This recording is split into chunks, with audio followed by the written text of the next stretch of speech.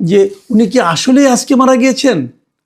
কেউ এমন কথা বলছেন উনি কি আরো আগে মারা গিয়েছেন, রাজনৈতিক কারণে কি ওনাকে এ পর্যন্ত টিকে রাখা হয়েছে, মনোনয়নের জন্য কি ওনাকে টিকে রাখা হয়েছে, ওনাকে মনোনয়ন দিতে হবে সেই জন্য ওনাকে মনোনয়ন দেওয়া পর্যন্ত অপেক্ষা করতে হয়েছে। এইরকম নানা ধরনের কথা শুনে আমি, বিশ্বাস করেন, আমার না মনটাই খারাপ হয়ে গেছে। আমার মাঝে মাঝে মনে হচ্ছে আমরা কি এত সংকীর্ণ একটা মানসিকতার জাতি? ভাই, একজন মানুষ মারা গিয়েছেন, উনি ব্যক্তি হিসেবে আমাদের দেশের জন্য আমি তো মনে করি উনি আনপ্যারালাল ছিলেন। ওনার জীবনের উত্থানটা আপনি দেখেন, ওনার জীবনের স্ট্রাগলটা আপনি দেখেন, ওনার জীবনে এই দেশের মানুষের জন্য উনি কি করেছেন সেটা আপনি দেখেন। ভাবুন, একটা মানুষের উপর দিয়ে কি গিয়েছে, কতটা পেইন ওনাকে সহ্য করতে হয়েছে, তারপরেও উনি কি সুদৃঢ়ভাবে, অনড়ভাবে ওনার আদর্শের কাছে, ওনার চিন্তার কাছে উনি কিন্তু কোনো ধরনের আপোষ করেননি। মানুষটাকে সেভাবে দেখেন আপনারা। বাকিগুলো কেন, এই আলোচনাগুলো করে কেন আপনারা কি বলতে যাচ্ছেন?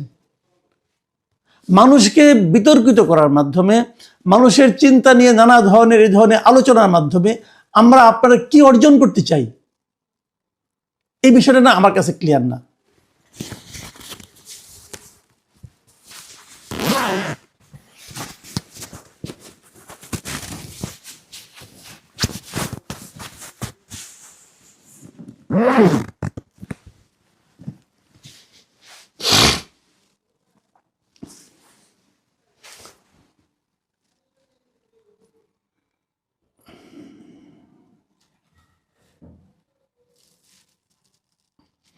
যাই হোক, একটু ক্ষোভের কথা বললাম, এই প্রসঙ্গটা আমি আবার পরবর্তীতে আসবো, তার আগে বলে নেই, বেগম খালেদা জিয়া মারা যাওয়ার পরে সরকারের যে ভূমিকাটা আমার খুব পছন্দ হয়েছে। প্রধান উপদেষ্টা নিজে বক্তব্য দিয়েছেন, প্রধান উপদেষ্টা জানিয়েছেন যে উনি দেশে 3 দিনের জাতীয় শোক ঘোষণা করেছেন এবং একদিন জাতীয় ছুটি ঘোষণা করেছেন, এবং এগুলো আমার কাছে খুবই প্রয়োজনীয় মনে হয়েছে। দেশের একজন গুরুত্বপূর্ণ ব্যক্তির মৃত্যুতে এ ধরনের আনুষ্ঠানিকতা এবং সিদ্ধান্ত আমি মনে করি নেওয়া উচিত। কেন সেটাও বলি, যারা জীবিত আমরা আছি, আমরা এই সময়টা ওনাকে যেমন স্মরণ করতে পারবো, অথবা আগামীতে যারা রাজনীতি করবেন আমাদের এখানে, তারাও ভাবতে পারবেন যে রাজনীতিতে এই ধরনের আচরণ করা গেলে এই প্রাপ্তিটা মিলে, মানুষের কাছ থেকে এই শ্রদ্ধাটা পাওয়া যায়। কাজে আমি মনে করি জাতীয় জীবনে এই সমস্ত উদাহরণ তৈরির প্রয়োজন আছে। দেখুন, সারা দুনিয়াতে কিন্তু এর যে প্রভাবটা পড়েছে, সেই প্রভাবটাকে ভাবুন তো।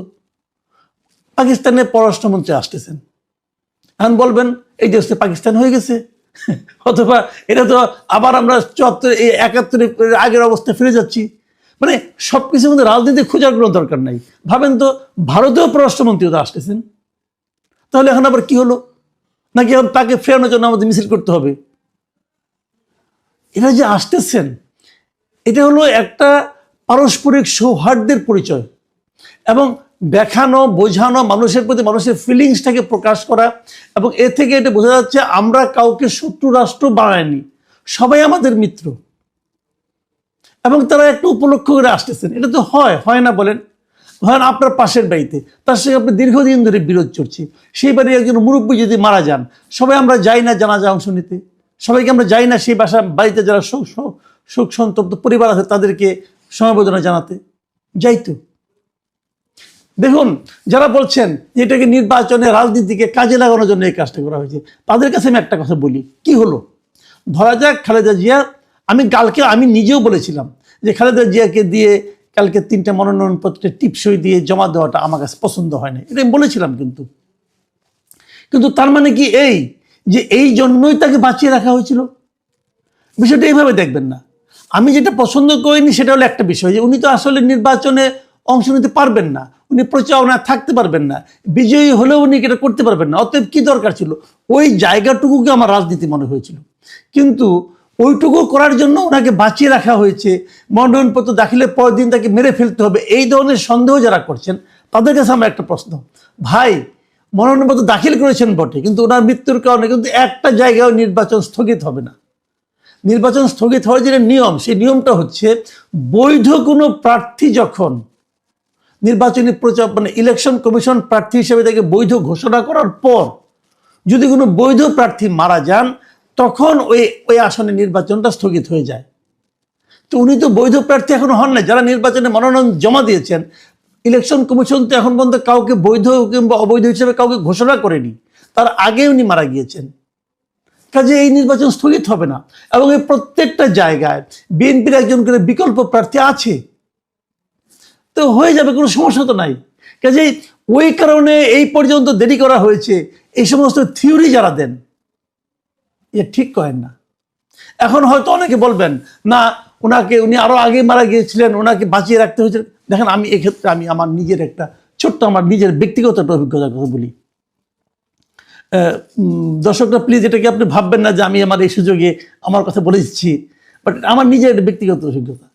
আমার মা মারা গিয়েছেন 2020 সালের 11ই জানুয়ারি। আমার মা যখন মারা যাওয়ার আগে উনি কোভিডে আক্রান্ত হয়েছিলেন, কোভিডে মারা গিয়েছিলেন।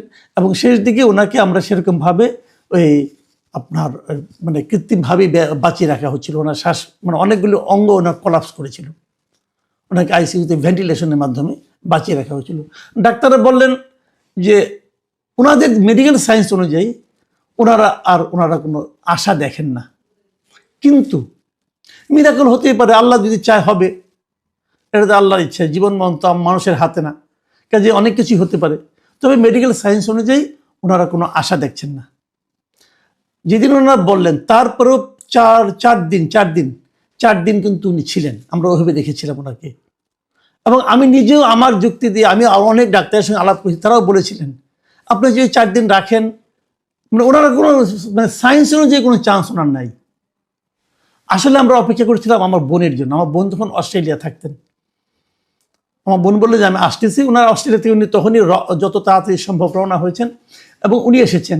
উনি এসে দেখে বললেন যে তোরা আম্মাকে কেন কষ্ট দিচ্ছিস কেন?